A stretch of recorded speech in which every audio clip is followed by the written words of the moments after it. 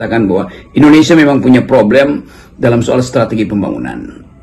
Pengakuan jujur dari Pak Prabowo ini sangat penting, apalagi dikaitkan dengan beban hidup rakyat yang makin berat dan artinya kemiskinan itu bertambah dengan nantinya diterapkannya PPN 12% mulai tahun depan. Dengan mengunci anggaran untuk infrastruktur baru, ini merupakan langkah konkret menggunakan APBN untuk kesejahteraan rakyat. Beda sekali dengan Jokowi yang senang pamer dengan infrastruktur yang mercusuar. Ya, bertumpuklah problem sosial ekonomi hari-hari ini. Beban rakyat tetap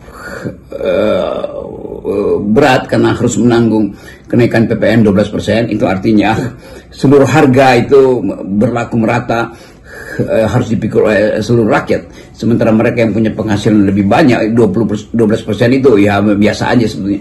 Tetapi konsumsi publik itu kan tidak mungkin dihindari, dan itu artinya harga semua barang yang dibeli oleh masyarakat itu akan meningkat, dan potensial juga untuk diikuti meningkatnya energi, meningkatnya pangan segala macam tuh, dan itu menunjukkan bahwa memang ada kesulitan ekonomi di kita karena itu hitungan-hitungan yang sifatnya proyek-proyek pamer semacam proyek strategis nasional, lalu kendati itu dibiayai swasta misalnya, kan itu mesti juga diberi sinyal bahwa sangat mungkin proyek-proyek nasional itu dihentikan, dan aktivitas bisnis juga mulai diarahkan untuk membantu mereka yang tercecer selama proses penurunan daya beli ini. Jadi kelihatannya kita menunggu sebetulnya satu sinyal yang lebih kuat dari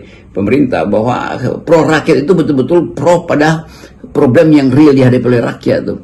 Dan ini yang memungkinkan kita mulai membuat semacam sebetulnya pembedaan supaya kita belajar bahwa anggaran itu, APBN itu adalah batas dari ambisi itu. Jadi memaksa APBN untuk jadi energi proyek-proyek strategis itu artinya konyol. Itu nggak mengerti bahwa yang kita sebut sebagai penghematan itu harusnya datang dari kebijakan yang memang dari awal ingin berhemat untuk hal-hal yang lebih bersifat sosial, kan itu yang intinya. Kalau kita sebut bahwa pemerintahan Pak Jokowi itu berupaya untuk memamerkan legacy dalam hal-hal yang spektakuler yang harus dilihat oleh mata, itu harus dibedakan dengan apa yang harusnya dibikin oleh Pak Prabowo hari ini, bahwa bagian-bagian yang spektakuler itu ya ditinggalkan aja. Buat apa kita pamer semacam showcase itu di depan toko kita, sementara barang yang ada di dalam case, di dalam meja pamer itu adalah barang-barang bekas, barang-barang yang sebetulnya udah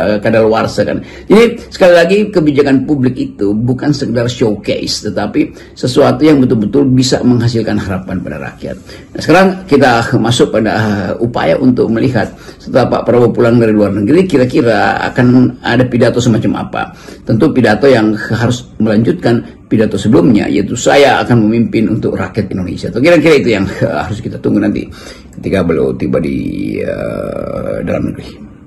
Nah, dengan beban pemerintahan yang sangat berat seperti itu, APBN kita sangat cepat, kemudian menjadi ironis ketika kita menyaksikan kegiatan Wapres Fufu Fafa. Maksud saya kegiatan